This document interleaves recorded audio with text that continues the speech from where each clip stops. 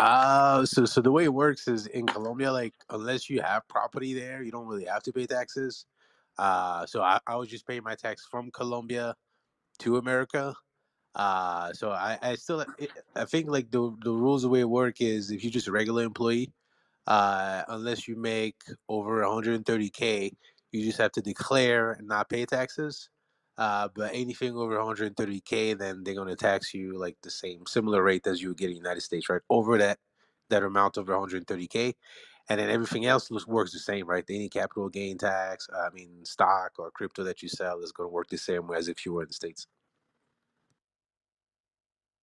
So what is it, like 20%, Yeah, 25%? yeah. If you hold for Well, it just depends on the size and the amount of time that you held.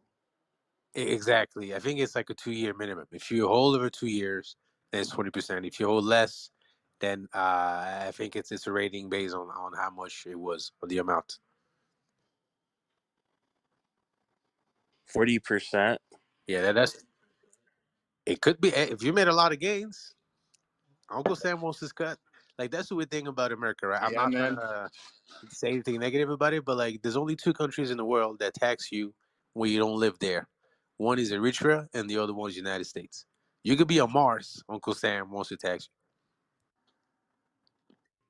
Jeez, that's wild, man. And the statute of limitations is 10 years. So, like, if you don't report some shit, you know, last year, 2022 or whatever, they have until 2032 to find you, and they could find it in like 2031, and then they have as much time as they need. Once they find you, then the statute of limitations goes away, and they can like take however long they want. So pay your taxes. But anyways, how are y'all doing today? I'm all right, man. I'm all right. Seeing the PEPE ecosystem, ecosystem, Flourish. the PEPA ecosystem, man. The PEPE ecosystem is Um, flourishing. Did you guys get it on the yeah, action? yeah. Yeah. On PEPE, yeah.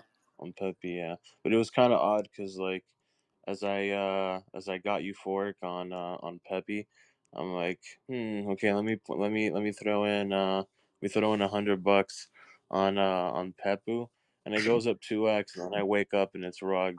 I'm like, it's fine. That was the first rug I ever experienced in my entire life, dude. Was Pepu. Stories to tell. But yeah, man, like with Pepe, that was basically like turning half an ETH into like well over a full BTC. So it was fun, man. Nuts. It's fun. It's fun, man. How about yourself, Dal? No, man. I watched the hearing this morning. I was glad that some of the congressmen and women threw the book at Gary Gensler, especially Tom Emmer. He threw the book, the sink, the whole damn house at Gary Gensler, and that was fun to watch. I don't know if it's gonna lead to anything, but at least it started a conversation because it wasn't just Tom Emmer. It was a few other congressmen that seemed to be worried that Gary Gensler is not just going after the crypto, but also preventing innovation from happening in the United States and potentially that innovation moving away to other countries. So I think it's now becoming a not a geopolitical issue, but an important strategic issue for America to not just randomly say, well, we don't like crypto, so let's just go after them. It's like, well, actually, we need to pay attention to what other countries are doing, and we probably want to keep that innovation in our borders. Yeah, I think Gary Gensler is doing a horrible job. He hasn't protected investors at all, and I think there's going to be a proceeding to sort of vote him out of his chair. I'm not sure if that's happened before, but it seems that the overwhelming majority is shifting in that direction. And we're seeing a lot of these newer protocols come from the east and being siphoned out of the west, man. And there's a reason for that. There's a reason for that. But Dow, have you I ever think visited? Go ahead, go ahead.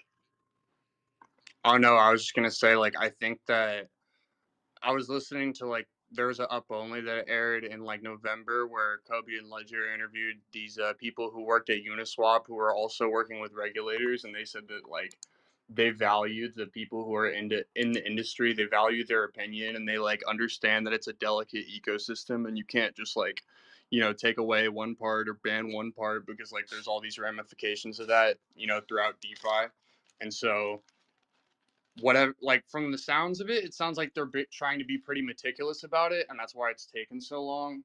So I just remain optimistic that they won't like just fuck over everyone, in DeFi, and DeFi will still have some of its spirit left.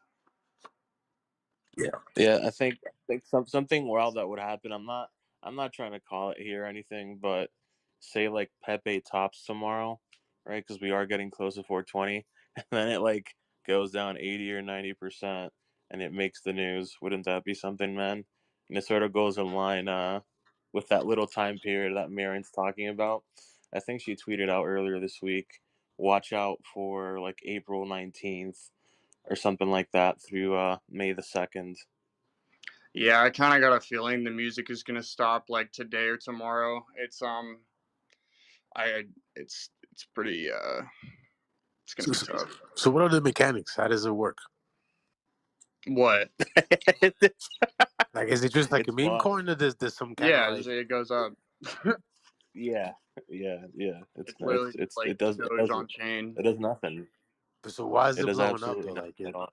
is it just like the Bro, memes it's around just it, like, or? yeah, it's just a meme coin. It was just catching this like ridiculous bid, like, and I don't know. Everyone's comparing it to Bonk, and so they're like Bonk went to $1 billion, and Pepe is only 73 million, and people were like, oh, you know, Pepe is like a way more iconic meme than fucking Bonk. So if Bonk can go to a billion, like, there's no reason Pepe can't go to like multiple, deep three digit market cap, and I definitely think it will. I don't think it's topped.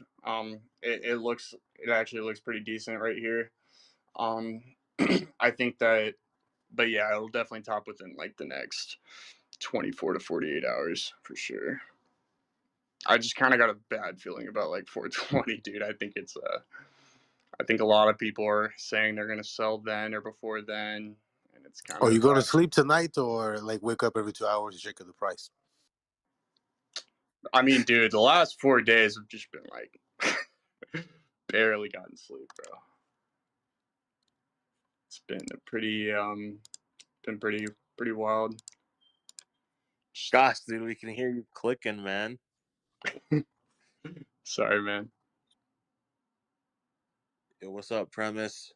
How you doing, If you want to Premise? come up, I think Pepe has its current value because people just like to say PP, Pepe. It's endless entertainment.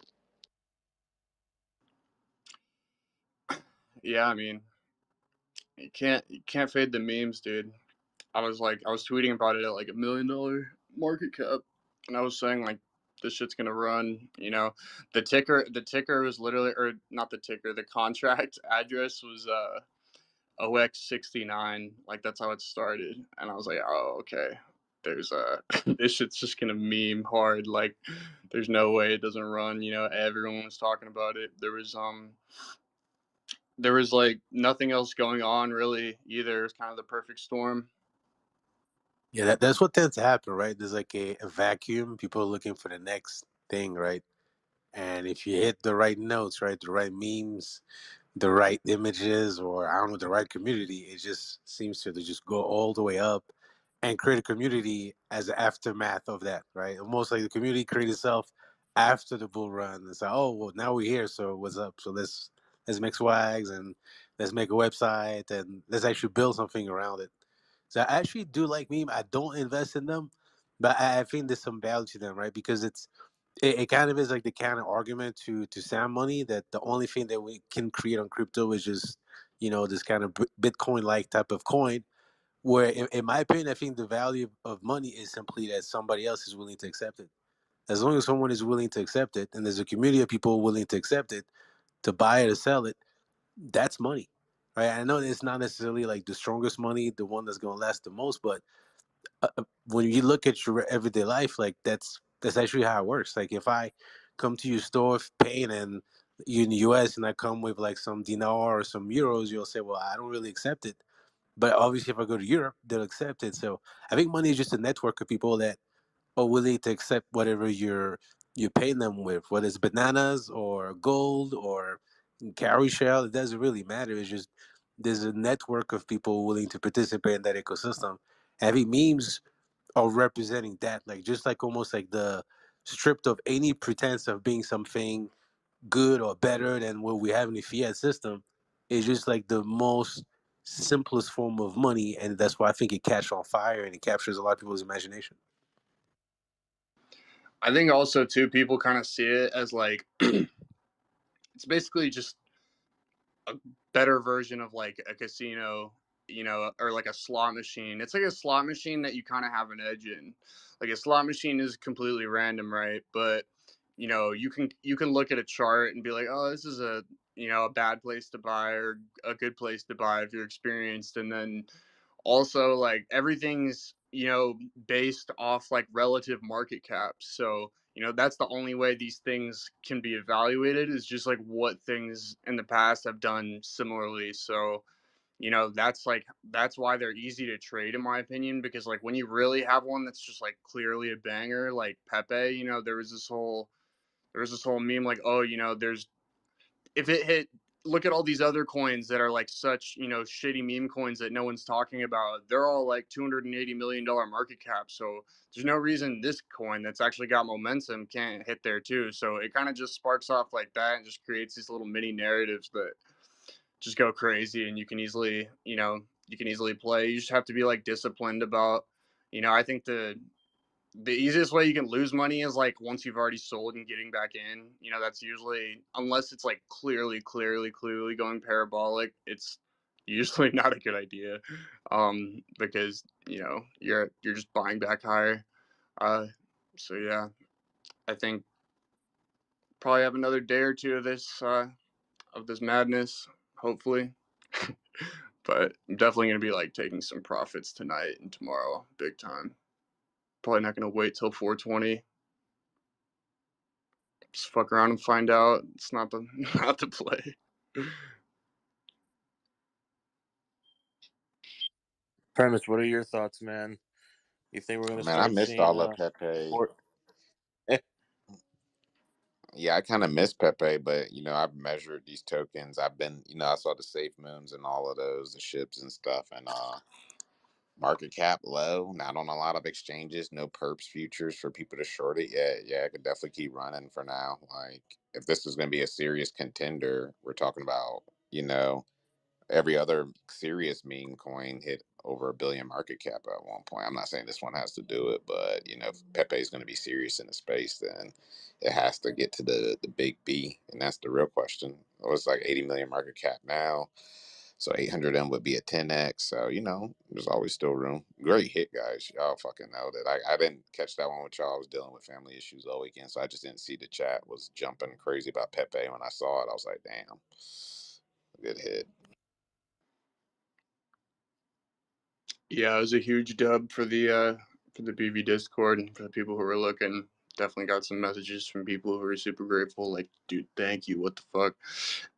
And yeah, it's funny when people like give other people shit for like shilling, a meme coin or just a coin in general. Sometimes it's like, I don't know. I think that's like, if there's going to be a winner and a loser in every trade. That's just how this works. Like, I'm not responsible if like this is the top or something. It's like, it's one thing if you're like tweeting about it and like actively just dumping the second you're tweeting.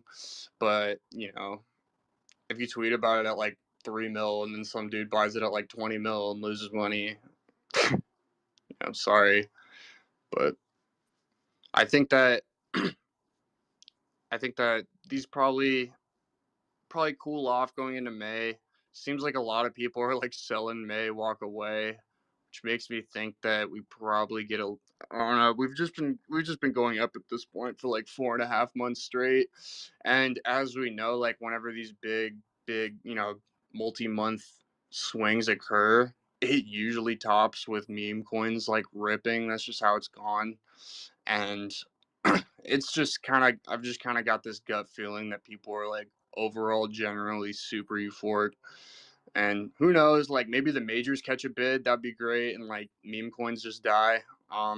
Or maybe they don't, and we end up going into like a crazier summer. But I think we'll just have to wait and see. I think it's a good time to like if you're up like exponentially on you know shit you bought like a couple weeks ago, you should probably a good idea to start scaling that out in the next 2 days.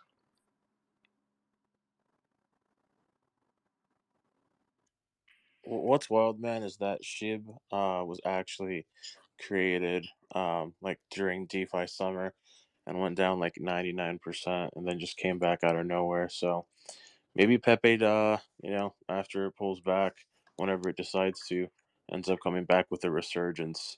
It could end up being like the next SHIB. You know, It's got that narrative right Lucky. now because it's sorry to interrupt you. I was just gonna say it's got that narrative right now because one of the dudes who was like the first people to buy it, this guy named Z, he also was super early to Sheeb, and he said he like basically feels the same way about it. And dude, he's a Chad. He bought like most of his bag under like 25K market cap, and he didn't sell most of it till like 18 mil, or he didn't start selling any of it until like 18 mil. So yeah, it's just pretty nuts. Like 1000x, basically 500x. It's really a life changing space if you pay attention, man. That's what's crazy. There's no other place where you can just like sit on the internet and you know front run front run big trends. I invited Crypto and Coffee because of Dow Chemist. Is this Jessica behind the Hey, PFP? yeah, it's Jess. What's going on? Hey, Hey, Jess. how you doing? How's it going? Hi You guys Jess, how's are it going? talking Pepe. Yeah, we were. Yeah, I think it's interesting to see like the timeline, and especially seeing a lot of the people from the NFT space that don't even know about shit coins. Excuse my language. So just seeing them like the hype, it's I don't know. It's giving me like it's reminding me of like when I first got in crypto, but you never know with these things. And so it's just interesting to see people hyped up about it, but definitely, shitcoin responsibly, and that's how it goes. Did you get in on the action? What I did. Full disclaimer. I saw it on the timeline on Saturday, and I post a lot of fucking Pepe memes. Like I post Pepe memes all the time, and I was like, how has this not been successful in the past? And I know there's been previous versions, but I was just kind of baffled by it. And I'm like, if anything's gonna take off, it's gonna be this thing. Like everybody knows the Pepe meme, so I did. I threw in like $200 in it, and I'm just gonna go along for the ride. It kind of has that reflexivity, right? Where you're investing because you're assuming that other people also will invest. I think that's kind of how it works, right? It's like you're anticipating what the other person is going to do. It's like, well, they also like the Pepe meme, so they'll probably get on it for a while, and then it becomes like a cultural phenomenon. No, yeah, I totally agree. Even if you just look at like the social aspect of it, like a lot of people don't post Dogecoin memes on the timeline, right? It's always like Pepe memes and things like that that people can relate to, and I don't know. So I just was like, and Dow, I don't really trade a lot, and this was just something that me as like sitting on the sidelines, I was like, hold on, like I'm seeing what's happening here, and I believe I was like one of the under 500 holders, so very early on. Wait, I got a question. Do you have more Pepes than ETH? No, I do not. Thank goodness.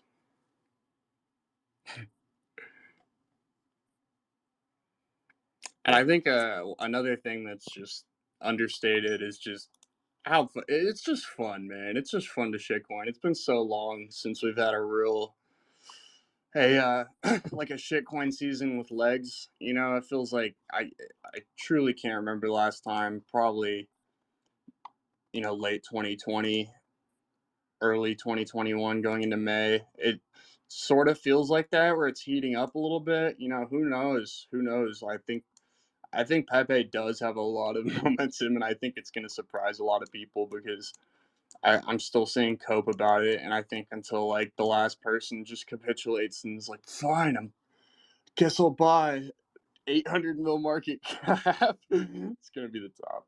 So I think it's just fun to sit here on chain and try to find these projects early and you know spin it up again. Oh shoot, hit this one.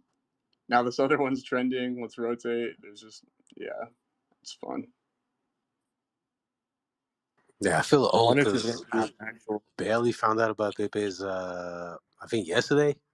So I feel like in crypto, if you're not there within the hours, you're late, right? Like if you're like a day late, then you might as well be a month late.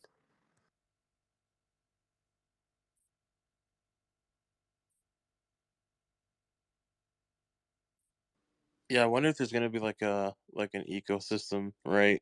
You know how Shib is launching Shibarium. Memes always turn to something else. You have Doge with Doge Chain. Well, looks like the next thing is Pepe Chain, right? Got to get enthusiastic about it. I think if that were to actually happen, it would be the NFTs that would go crazy. Listen, man, I'm unapologetically have a huge bag of these, but I think there's a project on OpenSea that I think is probably going to do really well. It's from the creator of Matt Fury, and I mentioned these a bunch of times in the last couple of weeks, but the Zogs are like it's an open edition that the creator of Pepe did, Matt Fury, and there's like 28,000 of them. They're like 0.028 ETH right now or something, but he announced a burn in the Discord, so there's going to be some kind of burn mechanism, and he was making it kind of just sound like it was going to be basically checks where they're going to like where you burn uh you know you burn Pepes and you get more rare Pepes, and that's like how the checks Ponzi-nomics worked, and checks did really well. So I grabbed a bunch of those. I think those will probably do really well, especially if they go from like 28,000 supply to like 10,000 supply, and it's just like a normal PFP supply, and everyone's trying to buy them so they can like you have to have a certain amount of the common ones to burn to get a rare one, and then you have to have a couple rare ones to burn to get an even more rare one. So like the supply is constantly decreasing. So it's a cool mechanic. Sorry, guys. I cut off there. What was the last thing that you said, Payne? Oh no, I was just saying like there's like a Pepe project called Zogs that's like basically Oh yeah, yeah. I like heard that checks. part. Yeah, yeah. Yeah. But What's flashing a bit of top signal to me is that it's getting listed on centralized exchanges left and right. And if it gets listed on Upbit, that usually means that it's the top. Upbit, whenever they have these listings, it's usually one more pump and music's done. And the perps, right? Like when it gets perps, like it's time to short it. Probably for people who've been waiting to short it. Some people they're just like, yo, okay, I missed this, I'll take the short. I'd be one of those too, but I'm trying to see is there more top side on it. whenever there's like a new perp, it usually has like a scam pump at first because especially if it's already up a lot. Like that happened with Bonk. I remember they listed perps for Bonk and it was up like whatever stupid amount already, like 100x, and so everyone's like, "Oh shit, bet I can short it now." And like everyone steps in to short it, and it just gets squeezed.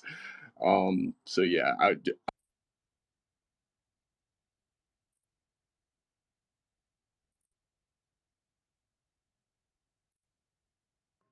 It's the same thing that happened with Bonk, man.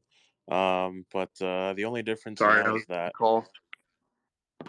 we have to wait for Pepe to make national news. That's the next part.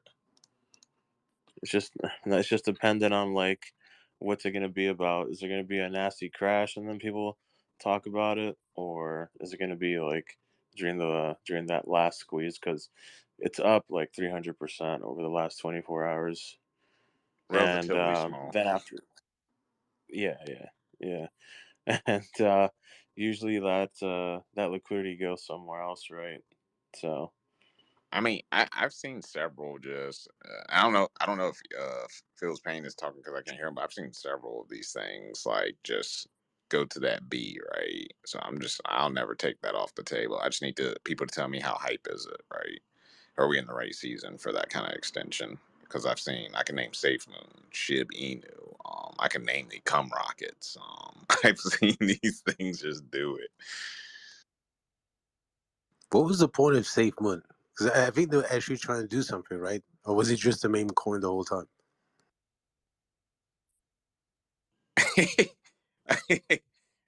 They were like announcing it. Safe Moon was like actual fraud because they were trying to they were trying to say they were doing all this stuff with like building an ecosystem and all this bullshit, and that's when people get in trouble, like as far as devs and projects that happen to like some NFT founders too. Like NFT founders rarely get popped, like if they like end up rugging, but it's just because like they never promised anything, so it's kind of hard to like prosecute them. It's like, if you say in the description of your OpenSea like no roadmap, no plans, just vibes or some shit, it's like you can't be mad when if you buy it and then they're like, oh, it went down 90%. They're like, we told you we had no plans for it. Like it's purely speculative. But if you're a founder that is like, oh, our NFT project is gonna give you access to all this cool shit we're building, like blah blah blah, like into all these in real life events and stuff, like those people end up going to jail and getting screwed over. So it's better to just you know guess if you're a shitcoin dev, just not say it's gonna ever do anything, just try to do marketing and shit. Yeah, But I mean, I don't know if anyone remember when SHIB first came out. Their white paper just said we're better than Doge, or no, we're going to be higher than them, and they did for 1 second surpass. So technically, they actually fulfilled that goal at one point. So that was the original. I don't know what they got on it now. Yeah, I think it's just hard, man. Like for me, I feel so much more comfortable like looking at actual utility tokens. And then when it comes to NFTs, I had some early success. But then when it comes to meme tokens, I always pick the wrong one, and I always miss the right one. So it takes different types of brains, right? Like you probably are good at 2 out of 3, but you probably not good at doing all 3 things, like picking the right utility tokens, the right meme coins, and the right NFTs, right? You're probably good at meme coins, NFTs, or NFTs and utility tokens, but it's so hard because it's a completely different way of thinking. Like I'm listening to you guys, but I'm like, how do you gain that confidence to say this one out of the Cum Rockets and the other ones, this is the right one? it's like it's literally purely how many people are interested in it, and then like who's shilling it, how good the Twitter is. It's like a good, I would say 70% of it is marketing. And then if the devs like are experienced, they're gonna do things like they know how to like hype stuff up and be like, oh, we're doing a token burn or this and that, like constantly tweeting and engaging with people, just versus like someone that's just like also how much liquidity it has, and like if it has a good like liquidity mechanism, because a lot of times like coins will top just because they don't have enough liquidity. And so um if the unique holders like are going down and the liquidity is going like lower, I just like look on Etherscan, then it's probably not going to do great. But if it seems like it's in just like a slow accumulation, then it's probably going to do all right. And like 90% of the time, like the charts don't do like super big fake outs and stuff. Like if it looks like it's gonna die, it's probably gonna die, and if it looks like it's gonna pump, it's probably gonna pump. Like they're pretty easy to trade because it's just like straight. You're just straight like PvPing people on on CT. But you don't get that, So not fear, but like worry. Like you go to sleep and then you wake up and this thing is like minus 80%. sure, but like the key is just like I rarely hold like a Uniswap shitcoin overnight. Like it unless it's I held Pepe for like 3 days, but I didn't. But like selling the whole way up, I wasn't. Like I think the key is just not to be all the way in or all the way out. Like that way you can, because you're likely to just have clouded judgment if you're over or under exposed. To be honest, like yeah. So I would just you kind of gotta just watch the chart too, especially if it's like a new coin. You can't really can't really go and do other things, which kind of sucks. But they're pretty easy to trade if you're experienced and you can see like volume and know what to look for as far as also like if there's a bunch of other if there's a bunch of coins all launching at once and like attention is like segregated between like 16 different coins, it's probably less likely that your coin's going to go as crazy as the other ones that are pumping or whatever it may be. So I think you just have to like spend time looking at it, I, I watching yeah, I would charts. say like when they're still on just dexes only, and you see they have hype, so there's no ease of access. Like, so I didn't see them doing Pepe, but if I would looked at I would have looked at market cap under 20 at the time when they were in it. Some people even under that, only on Uniswap, plenty of hype and stuff. On no exchange yet, I just feel more confident on those shots. That's just like there's no ease of access, right? Ease of access creates liquidity, exit liquidity, because some people aren't never going to get the dex to get it. Some people are gonna be like, "Man, I want this Pepe. Where is it? Oh, it's listing on MXC. I'll go get it now." Boom. They won't go on the Uniswap, right? So yeah, that is definitely something I would look at. With Safe Moon, it was the same way. No one knew how to get on there, dude. I was teaching people all day and night, all my homies, how to get on PancakeSwap. I was like, there was no access to it, and we just called it like the easiest lick in the world because you had influencers promoting it, but no one knew how to get that shit. It was just kind of funny. So you just look for things like that, like, oh, there's hype and no one can get access yet. Hell yeah, let's make a play. Jessica, I want to include you in the conversation. What was your first meme coin experience? What was it, and what was your Oh strategy? God. Yeah, what was Yeah, your I strategy? do not follow me for trading advice because my wallet is full of dead dogs and from last bull run. So definitely bad trading experiences. Always bought the top. When your favorite influencer is talking about it, it's too it's too late. But yeah, I sold Doge too early. So all the mistakes. Sold sheep too early. So the ones that I should have held on to, I sold, and the ones that I should have sold are now dead in my wallet.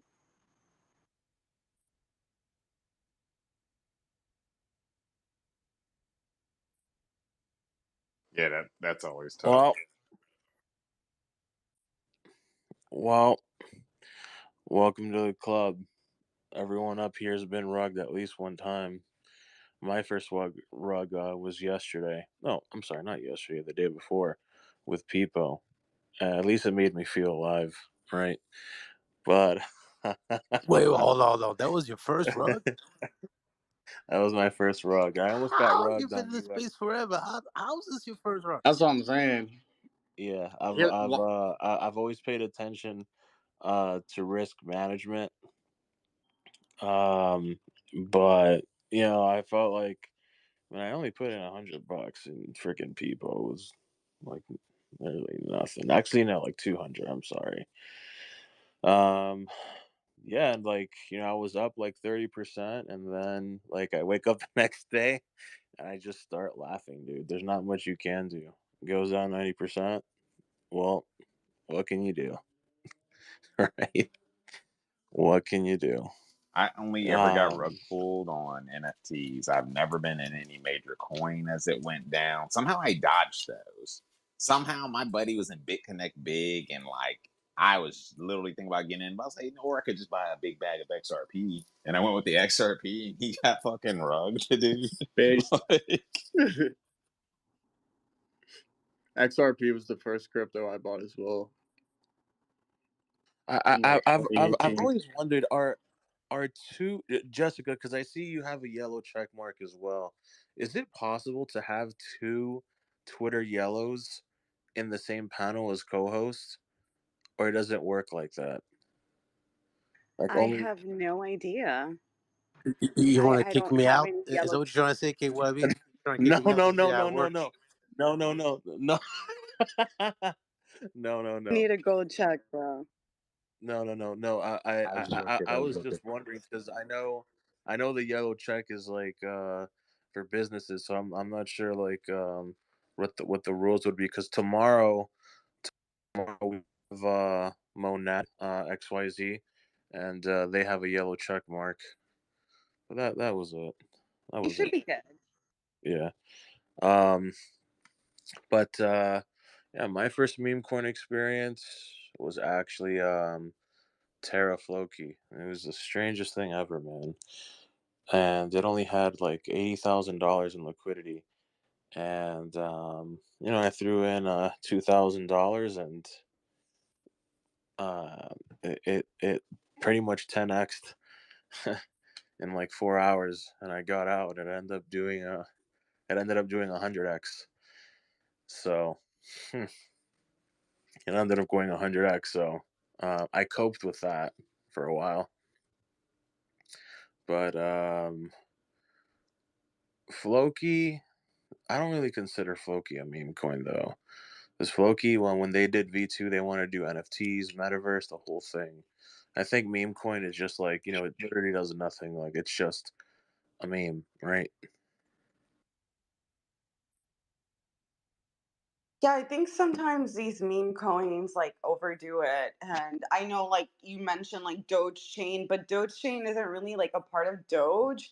So I just feel like Doge has been just Doge. It's just like a meme coin not promising anything. And when they start to promise all these things like sheep and they implemented Bone and Leash and all these other tokens in the ecosystem, it just overcomplicates things and people are like, what the fuck is going on? So I don't know. I think that if it's a meme coin, like it should just be a meme coin, in my Just opinion.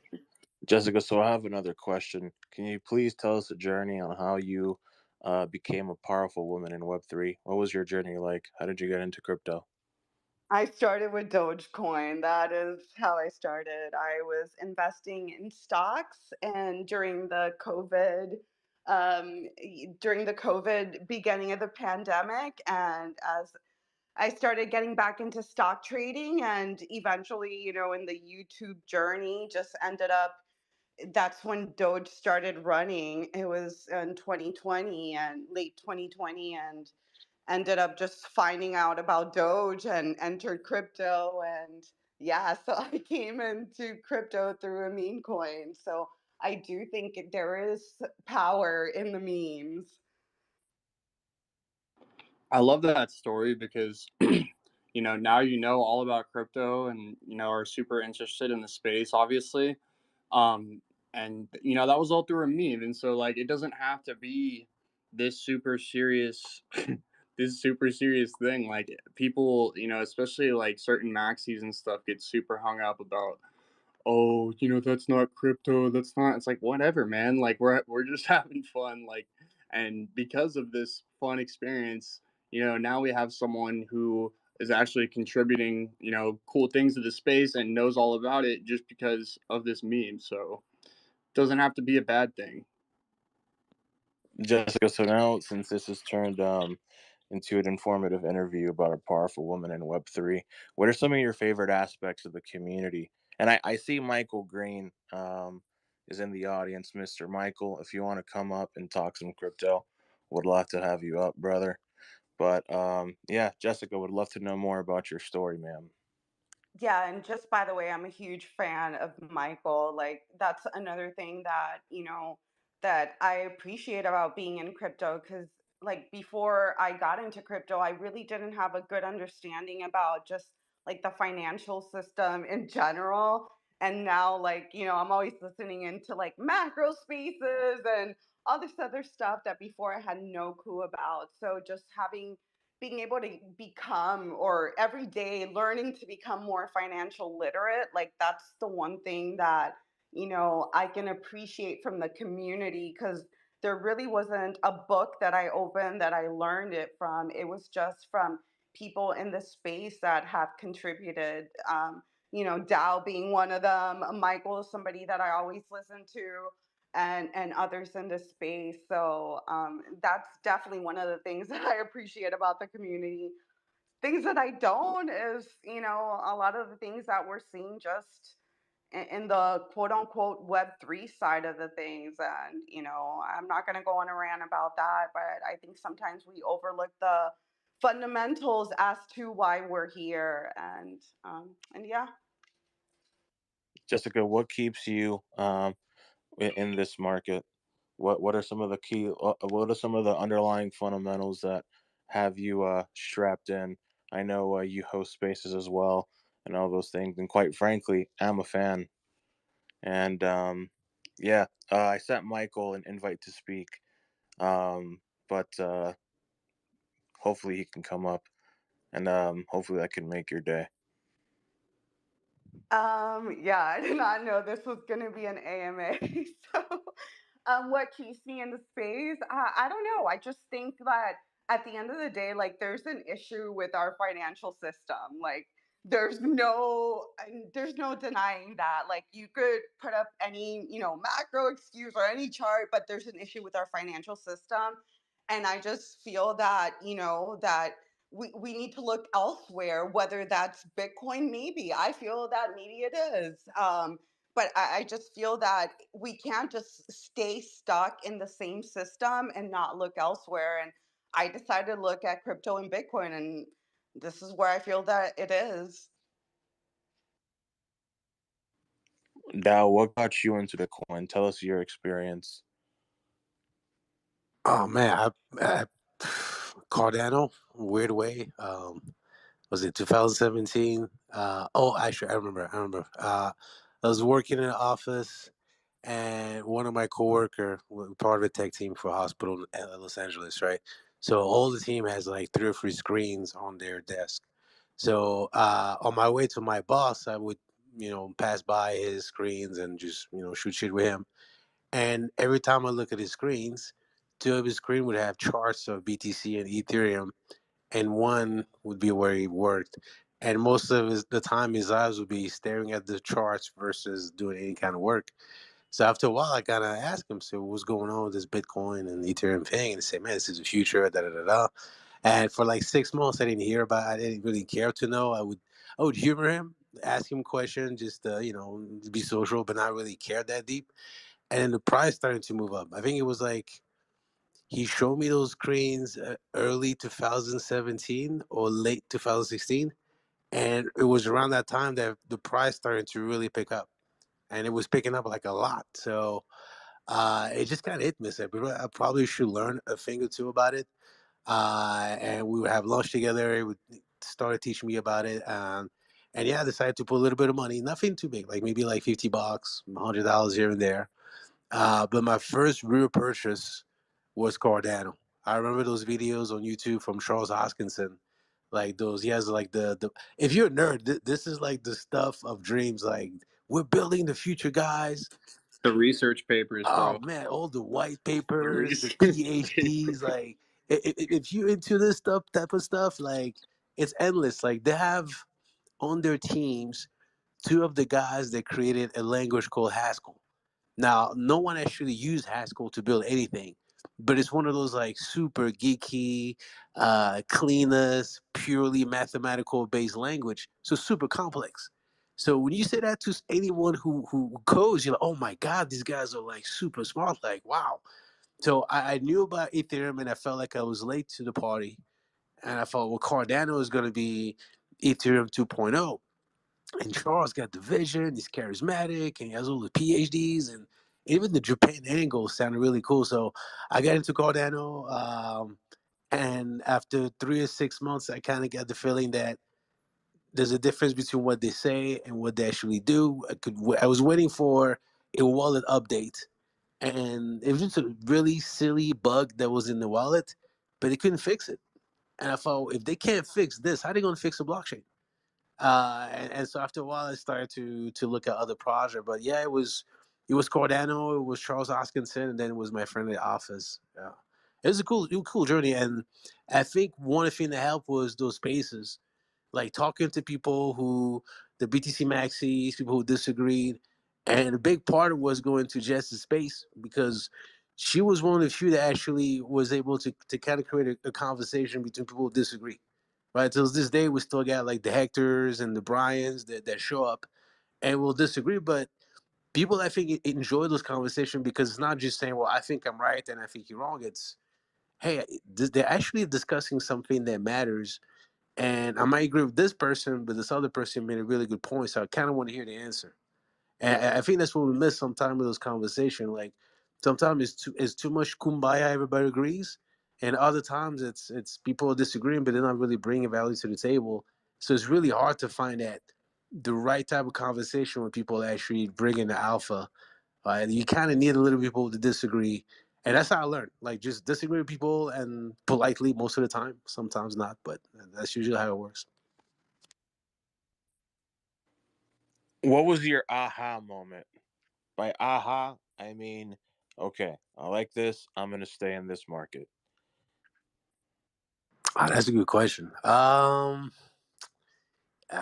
that's a really good question. I think when I first started, I had the feeling that we were right around the corner. That in 2 years from now, there's going to be massive adoption, and I didn't really understand economics. I didn't understand finance. I was coming from the technical side of things. Talking to the BTC Maxis, and like I call those spaces the dojo. You go there, and you're gonna get your ass whooped, but you're gonna learn something. You're gonna eat humble pie. They're gonna clown you, laugh at you because you don't understand how things really work.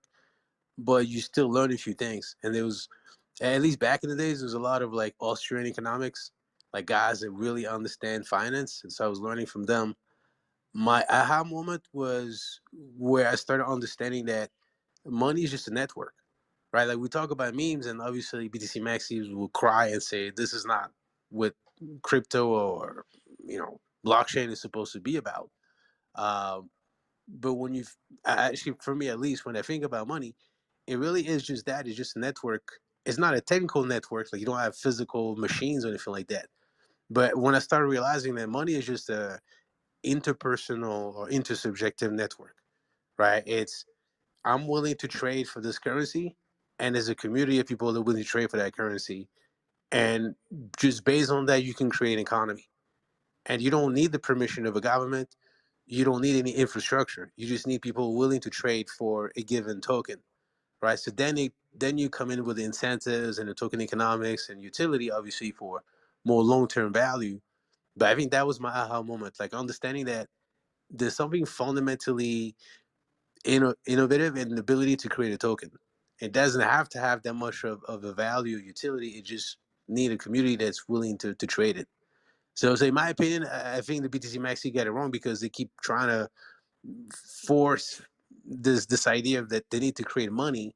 I think most people are just happy creating a token that they trade for whatever reason, for fun, party, hangout, or whatever. It doesn't really matter. It's a community, really. It's not really about some money, in my opinion. Jessica, what was your aha moment in the digital asset space? My aha moment. What was that? Oh shit! I didn't I, know you were going to come to me with this one. yeah, yeah. And I don't mean the song from Aha, Take On Me. Now, for people who know me, they know that I have an amazing voice. It's actually one of my favorite songs that I know how to sing quite efficiently. But what was your aha moment? Like, okay, this is for me. I'm staying here. That's a tough one. But yeah, like when I came into crypto, I was purely trading. Like I was just, day trading. I did not even know what half of these things were. If the chart looked good, that's what I was doing. And then just one day, I was just like, what are these things? Like, what are these things that I'm actually, making money off? Because at that time, thankfully the market was good. And that's when I just started diving into actually what blockchain and crypto was. And I think that's when my aha moment was. That's like, hey, wait, there's actually something behind all this. Because, my introduction was a dog coin. So I thought everything else was just, memes and there wasn't any substance behind it. And when I started peeking under the roof, I did see that there was something else being built here, and I wanted to be a part of it. And I think that's when my aha moment was, when I actually took the time to learn about it. I did come back to crypto in 2020, but this is my second go around. I got in 2017 and left in 2018, but never like just, hey, it was the FOMO pump, I just got in because a friend boyfriend at that time told me to get in. So I think once I realized what were these assets that I was actually trading, that was my actual aha moment. Yeah, because I think some people just look at it from a speculative asset and don't take the time to actually see what's being built.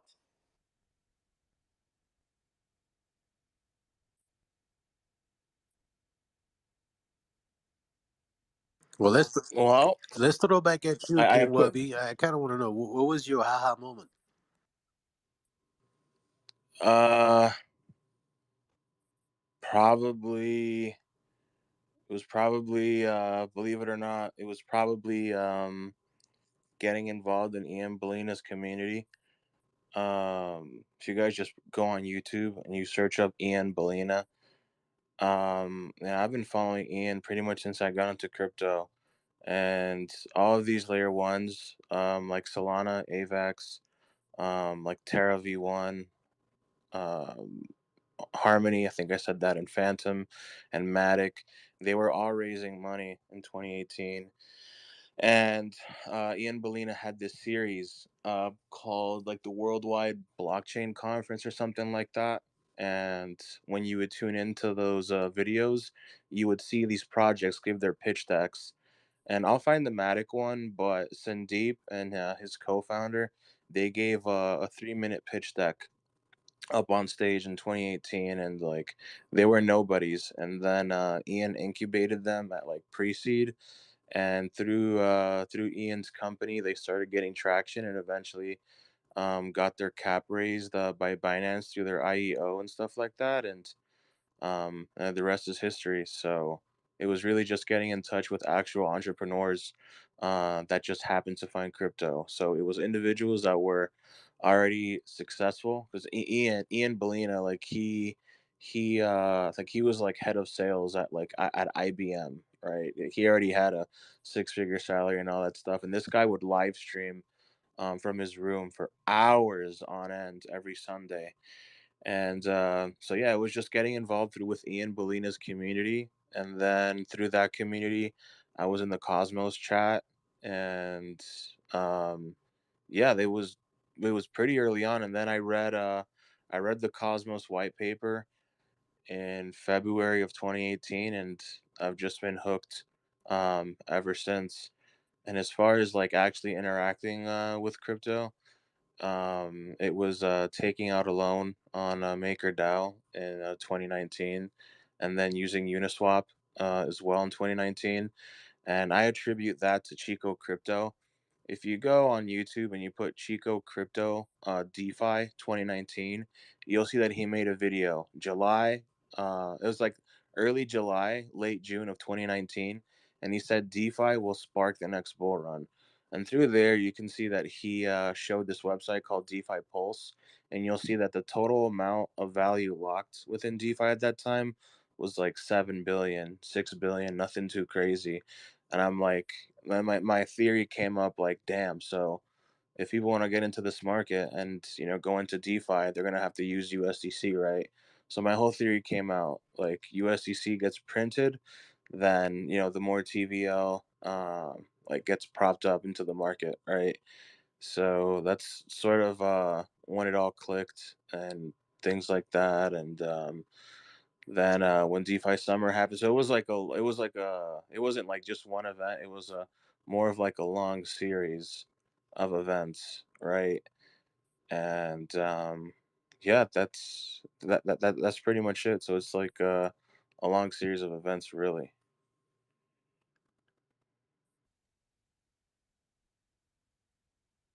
Yeah, I remember those days, man. Ian and Belina used to have this, was it like an Excel sheet, a dashboard, like some kind of like Yeah, equation that man. he had that it Yeah. would work out the value of different tokens. Yeah, it was so like basically the way it would go, it was like traditional VC, right? There's three categories. And you said this many times. First, team. Second, tech. Third, the product market fit. Matt, I've probably heard you say product market fit more than anybody in my entire life. If there's one phrase that you're known for on these spaces, it's product market fit, right? The PMF, product market fit, you know. And like once you can decipher that, right, the tokenomics and all that, the incentive to actually go within the ecosystem, then it's there, right? Like for example, the atom token doesn't really have to exist. It's quite honestly worthless. uh, like now that you're actually like you're experiencing what's going on over the last few months, it doesn't really have to be there. But when you look at something like Saga, right, the token is actually going to have an extreme use of demand to secure chainlets and all that stuff and navigate through the ecosystem. Um, and same thing with like these layer zero chains. Like I think layer zeros and L3s, those are going to be like those. That's going to be like the next wave of innovation, and ultimately why like Ethereum, in my opinion, I think Ethereum is probably going to give BTC a run for its money in the next 10 years as far as market cap goes. Whether people want to, debate fundamentals or not, I'm not that guy. I don't do, I never do BTC versus altcoins. I just don't. I will never participate in that conversation. But yeah, I hope that answers the question. I mean, not the question, but the conversation that we're going on about. It does. And we'll let you handle, but I gotta ask my man Payne, what was your aha moment before we get to you, Phil? Um, my I would say my aha moment for sure was definitely just like the rate at which I was like making money. It wasn't really the tech. If I'm being completely honest with you, I got more into the tech as like time went on, and I learned about the industry and learned about like what makes like something good versus bad as far as like a protocol goes and all that. And if I'm honest, yeah, like so I one of my friends told me about XRP and he was saying like, oh, all these banks use it. And he kind of pitched it just like as you would pitch cryptocurrencies in general. He's like, oh, well, it's super fast. Like, if you want to do an ACH transfer, it takes like 3 days. These banks will use XRP. They already hold a bunch. And so they send it to each other. It goes through instantly. You don't need to convert, USD to Canadian or euros or whatever it may be. It's just this universal thing. And I was like, oh, that's a neat idea. And it was all about like, if you've been around, you know that like back in the day, transaction fees were like all the rage. It was all about how fast the chain was, and they kind of still are to a certain extent. But it was more so like everything was just, oh, this is the fastest chain. Like this, we have this many transactions per second.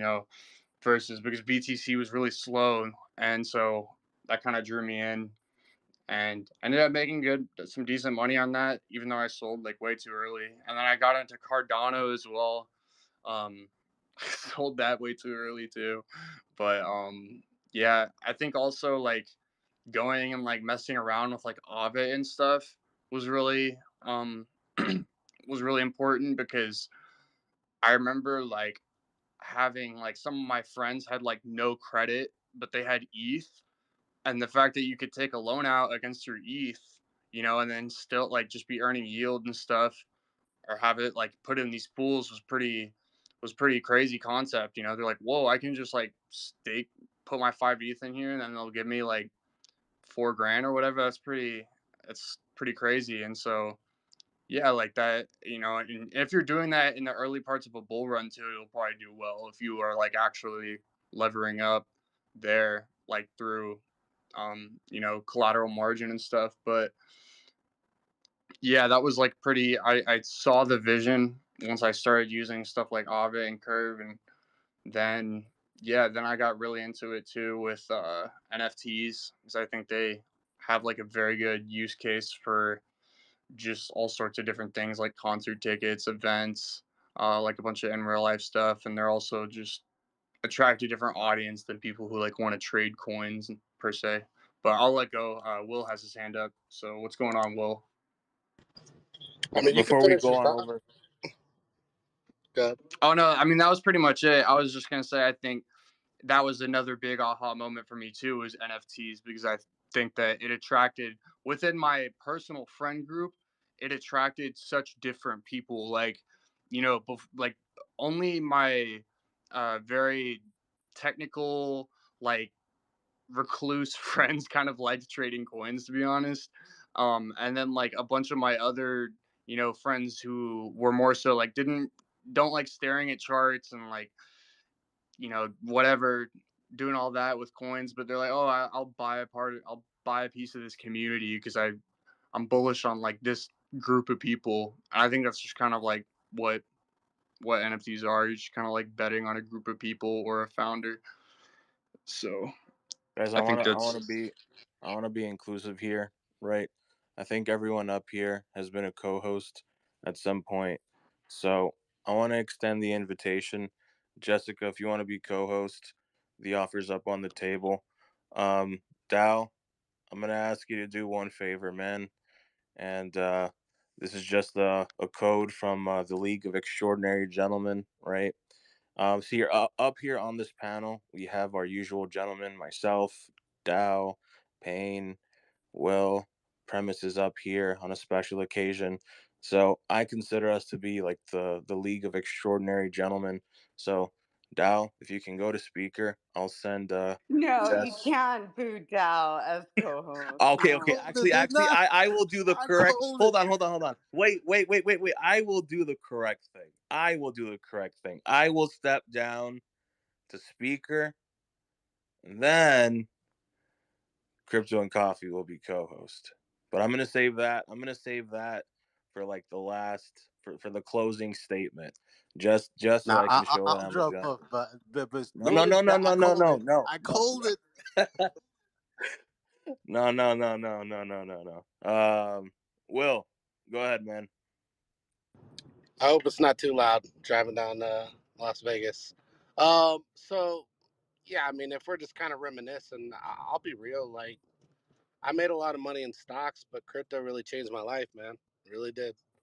Um, Once I saw the potential of liquidity, money, volume, like I don't care how big the market cap is. The biggest opportunities are in crypto. Period. Like you can't tell me any different. And I've traded stocks way longer than I've traded crypto.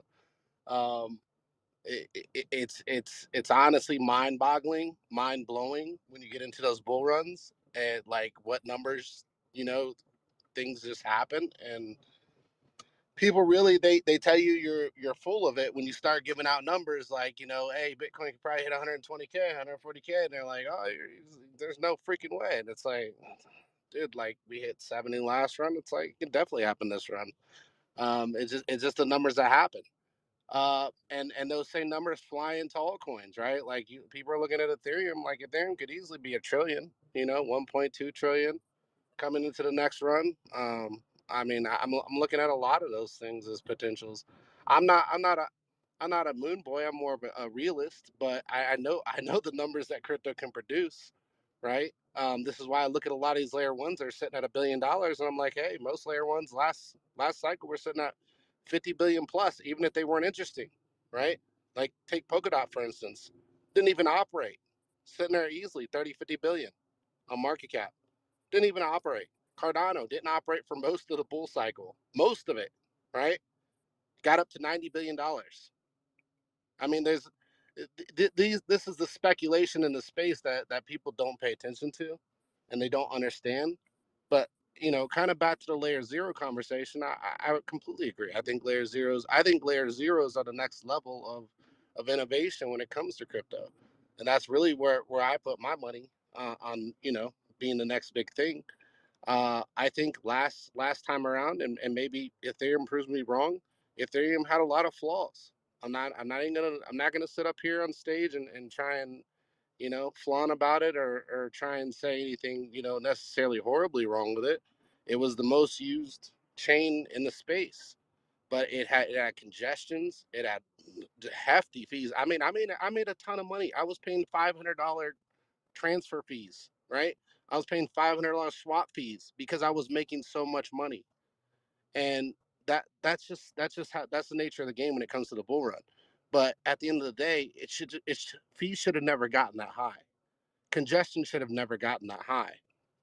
And that just shows that everything in the world has its limitations. Even code, even software, everything has its limitations. And I think Ethereum, it needs more scaling, right? It has to scale better. And I know a lot of people theorize that it will. We'll see. I think that layer twos are what that scaling is. I really do. I think if Ethereum's to scale, then you need layer twos to succeed. And I think layer zeros help that cross chain interaction, overall. So that's why I'm kind of betting on layer zeros. But layer twos are kind of my next go to over top of Ethereum, just because of that scaling that's needed, really going into the next bull run. If you want to get in and get out of things, you're not going to be able to do it once you're at a peak bull run. The congestion's it's obscene. You're gonna have consistent failed transactions for $500 per transaction. It's honestly ridiculous. But I'd put in 250, come out with 5 grand. Put in 2 or 3 grand, come out with for 30, $40,000 on the regular during the bull run. It was great. I plan on doing the same thing this cycle. That's why I'm not too headstrong about trying to rush in or talk about bull run. I think we're in the accumulation phase. I don't think we're in the bull run, which is like a whole different scenario. It's kind of that gray area before you move into a bull run. And there's lots of opportunity out there to dive into. I'm really big, and I made my 1,000 X's. I'll tell you guys, like I made my 1,000 X's on ICOs. That's why I'm really big on launch pads and getting in launch pads before the numbers get obscene. Um, that's the only thing I've ever made thousands. I've made stupid numbers on meme coins, but everybody's done that. But if you're talking about just like legitimately getting into a project and making numbers, it's been ICOs. That's where the real numbers have been, and that's where I've made my best money. And that's why I'm big on launch pads, big on, again, storage and stuff like that. We've discussed that. Those are my biggest plays outside of layer ones, and I think layer zeros, right? Oracles will be another thing too. I think that's something that a lot of people ignore. There's a lot of them out there. I think Umbrella is one. You got Chainlink, obviously, and then quite a few others that are distributing information across the chain. Uh, those are great, but they need I don't know. I just don't really see a lot of use case in Chainlink. I know a lot of people talk about it. It's got price, but I don't see a use case outside of staking and getting some back. I mean, these are just some of my thoughts. I guess I'm just throwing out there as far as like what I'm paying attention to. Um, layer zeros, layer ones, getting into. Sorry, so stuff going on. Getting layer zeros, layer ones, and launch pads for right now, and then maybe I'll dabble in some NFTs. Typically, I don't go into NFTs until after like I've made a significant amount of money. I got some money to sling around during the bull run. I'll buy some NFTs just for the next run, but it's not really my cup of tea. Oh, well, it might be your cup of coffee because we have Crypto and Coffee as co-host, so it might be your cup of coffee. And in honor of that, I've posted something on the nest. Since it's Taco Tuesday, you'll see that it's a cup, right? But it also has a taco in it. So your cup of coffee, it's also in celebration of Taco Tuesday. So I want everybody in the audience to pay attention to the next post some things from Layer Zero at Interswap Labs. They're gonna make the actual AMM for Layer Zero, so you'll be able to interact with their ecosystem. That should be pretty cool. And also post Eigenlayer. I hosted them on Friday. They should be pretty cool as well. You're actually going to be able to take advantage of the Ethereum ecosystem as a whole, right? So not really similar to what I'm about to say, but how the way Terra, profited because of Anchor, I think Eigenlayer is gonna be fruitful because of the success from Ethereum. So I posted something up on the Nest. The latest slide is with Eigenlayer this Thursday at 9 a.m. Pacific time in the Eigenlayer Discord. The community call the first ever really. So make sure you guys attend that if you're interested. Also, keep up with Interswap Labs and also Crypto and Coffee, a new friend of the show. Welcome. I want to welcome you, Jessica. Thank you for taking the time. It's an honor. It's truly an honor. I know you and Dow host spaces and all that stuff. And at any time that you want to come on up, I'll bring you up as a speaker. And yeah, excited to have you on. I see we have somebody. I am. You're too kind. Well, really, Yeah, it's can I about. just chime in on something that Will said? Well, I Yes, yes. completely agree with you on a lot of the things you said. I've been, me and Dal are good friends, but we definitely don't agree in a lot of things, especially when it comes to Ethereum.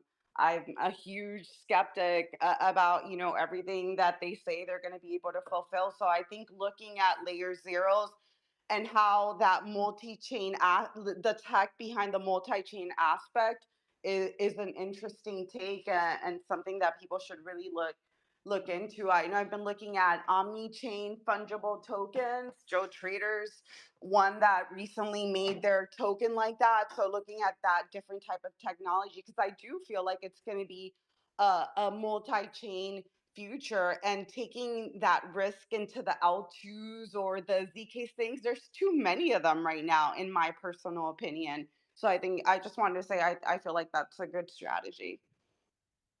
Yeah, I have like never interacted with any of the ZK stuff.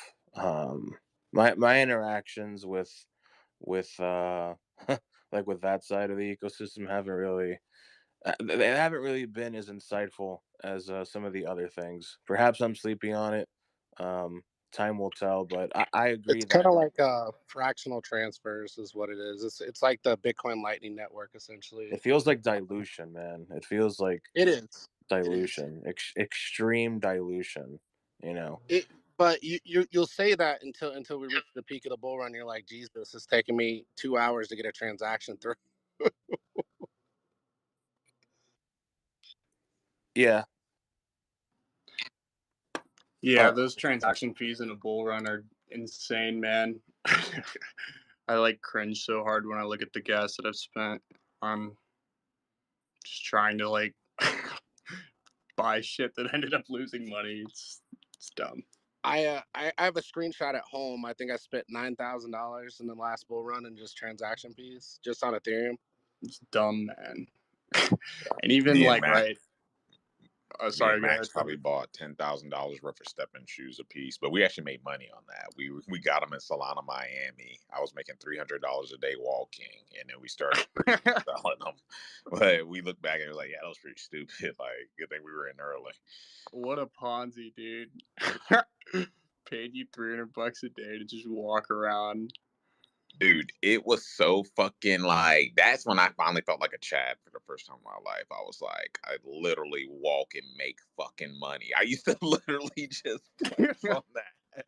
Are the shoes goofy? Dude, no, dude, they were the most basic JPEG image. It just had these little stats, and they just kind of like you just walk it, it records where you walked and Did you shit. have to So it like was very charge them stupid. or something, right?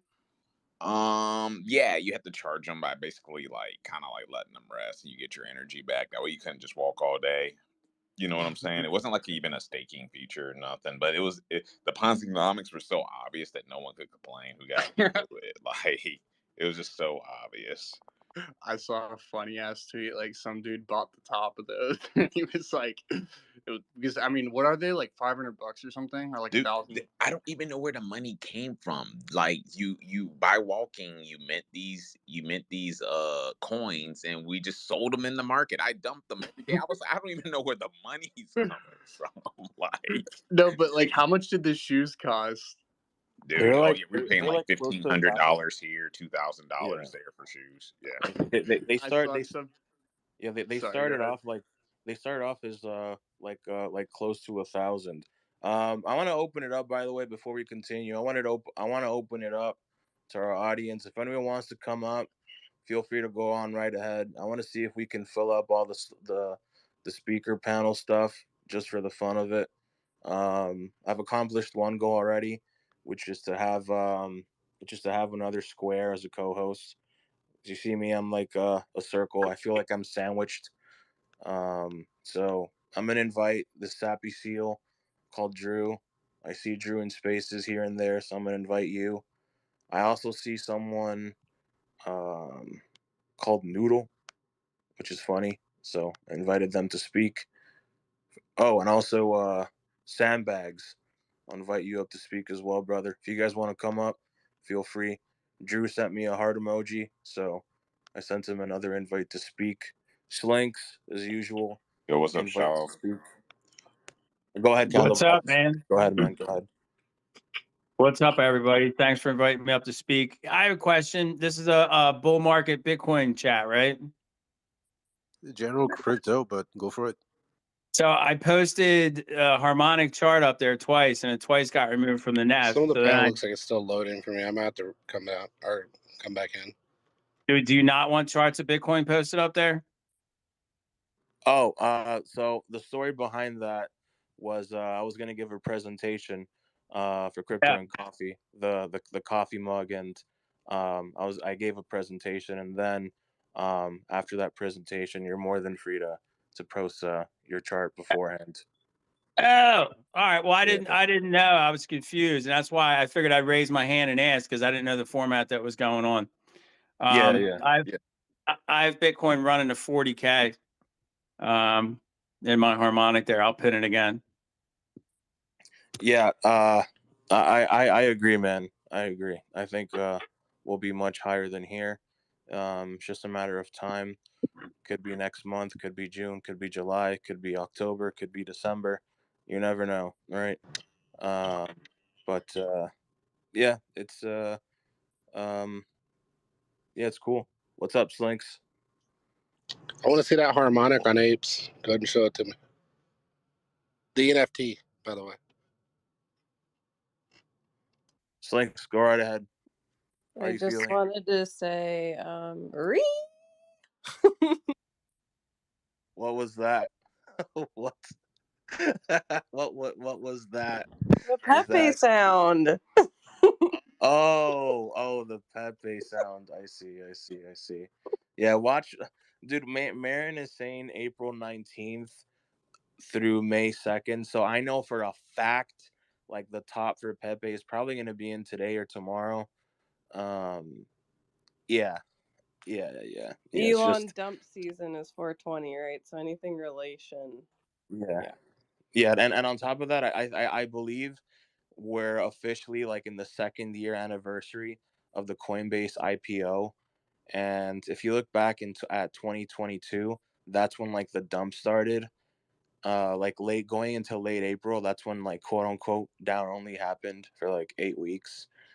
So perhaps history might repeat itself. Not in the exact way, but it could rhyme. So there's probably going to be something where like a bunch of those meme coins just absolutely rug.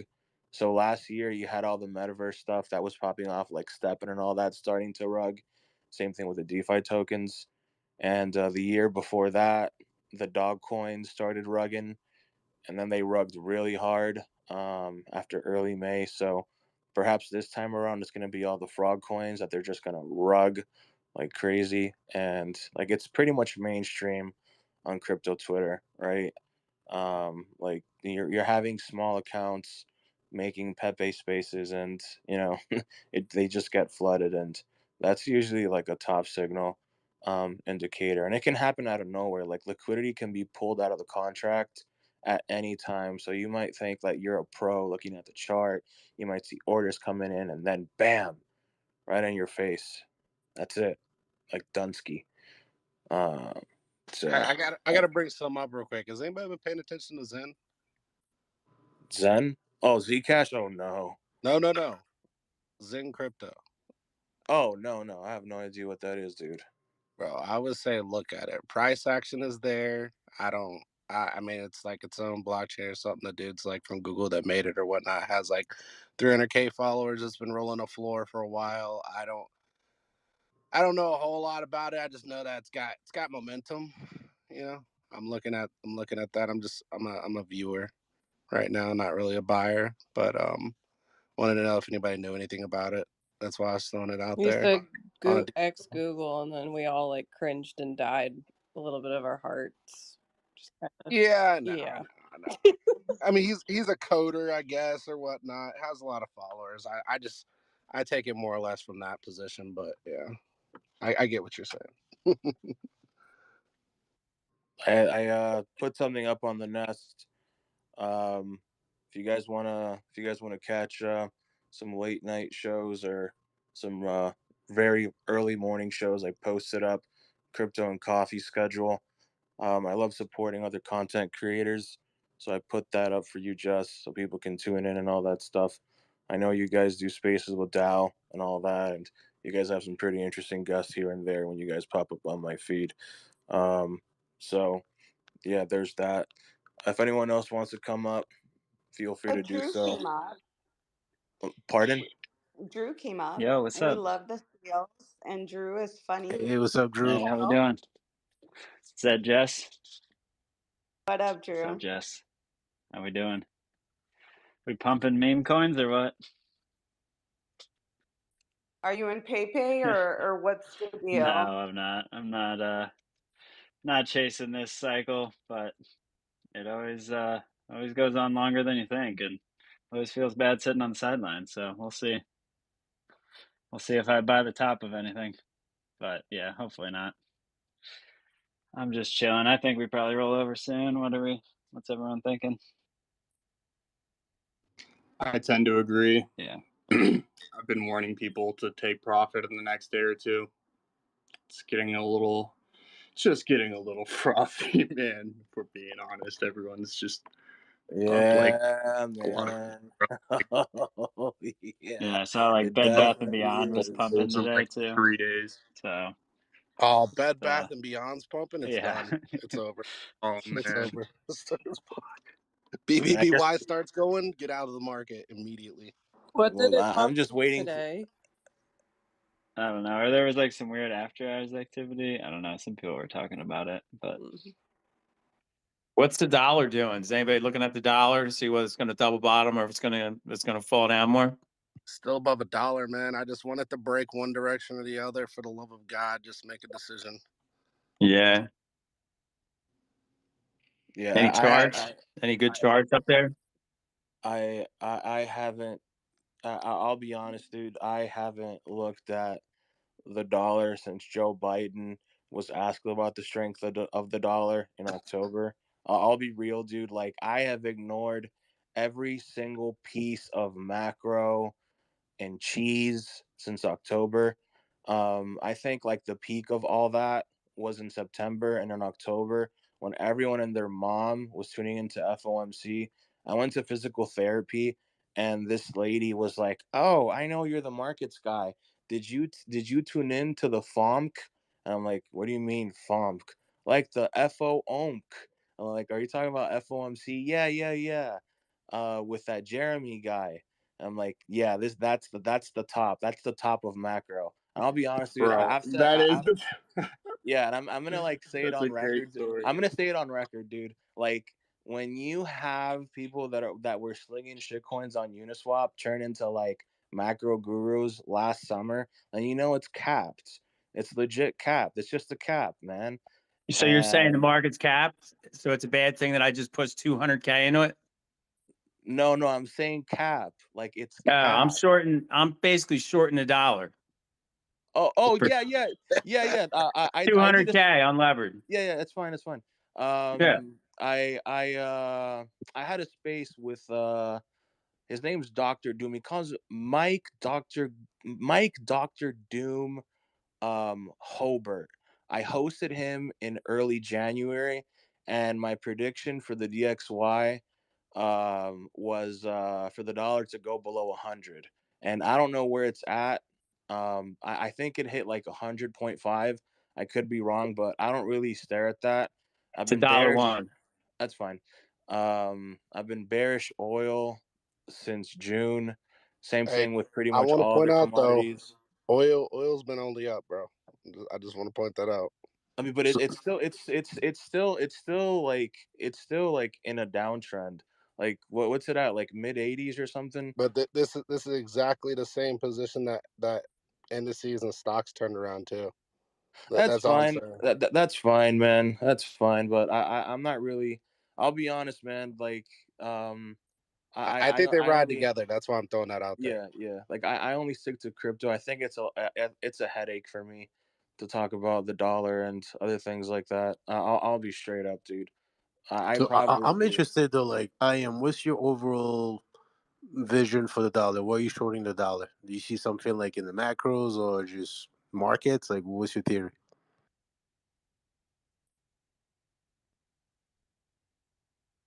I can tell you why I wouldn't be shorting the dollar if you want to know that. Or I Tell me guess why you wouldn't want to short the dollar. Dollar looks way too weak. Still hasn't broken, and it's been Right. like that for a while, right? Yeah. Which is enticing me to think it's a fake out. And then we continuously keep seeing day, and we could say news is news, but there's this consistent push of how BRICS is going to destroy the dollar and yada yada yada, and it's really enticing me to think that the market's going to turn the other way on the dollar. So And you're basing it on news then? no.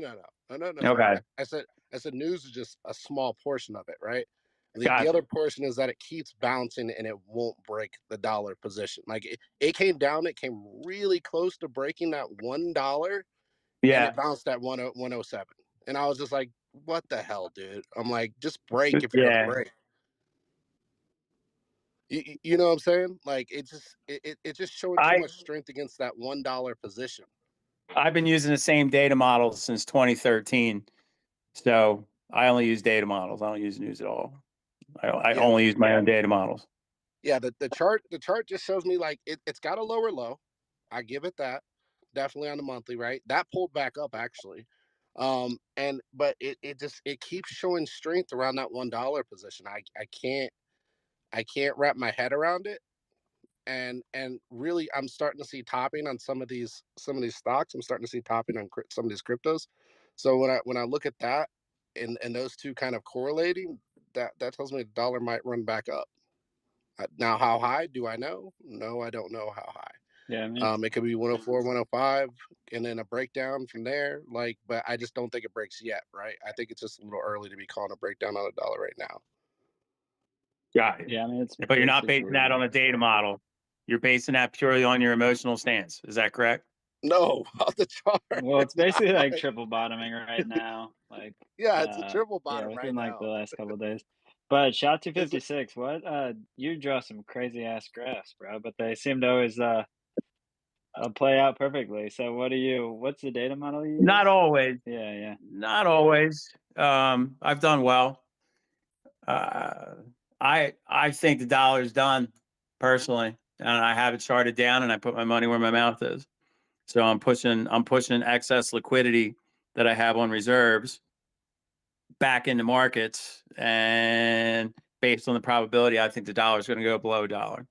So But all real quick, just to make sure I understand, everything you based on is on your data models. But you don't. correct. I get your point about like the news not necessarily giving you any indication, but you don't have a general views on macros. It's just all data models. There's nothing like in the macros that No, influence your decisions. zero. I use my data models and absolutely nothing but no other input of any kind and no indicators. data models. Then only. why did you ask us what everyone else is doing if you're gonna just mouth off about that? Like, swear to God. I'm just trying to ask what you're basing your decisions on. That's all. I never base mine off emotion. I base mine off charts. I never base off emotion. Charts come number one, and then a little bit of news can kind of slide in there and kind of tweak that a little bit, but I never emotion. Just whatever I could see in the numbers, where I could see price bouncing, wherever I could see support being found. That's what I look at. Okay, fair enough. All right, guys, I'm gonna rug it here. Yeah, I'm just gonna rug it here. Okay. If you guys enjoyed the conversation, feel free to follow us at Because Bitcoin, and also feel free to follow Crypto and Coffee, and also Dow Chemist and Payne, Will and Drew. And a good job, Slinks. You told him. Jesus I appreciate fucking Christ, that. I cannot deal with people Yeah. like that. Like, Yeah. oh, what are you guys doing? But let me just tell you about Yeah. everything that I'm good at. Okay, mansplainer. Mansplaining to other men. Yeah. It's fucking crazy. Jeez. Yeah. Yeah. Yep. You got to support the powerful women of Web3. So with that being said, we'll actually be hosting Leslie from OpenX on Thursday. So that's going to be a good one. That's right, OpenX. Flex. Cool, man. Quick update, man. I'm gonna get my own square too, so I can look cool with you guys. Don't get kicked out next time. No. You dropped. I was gonna leave you. But anyways, guys, I really gotta go. I gotta do some stuff.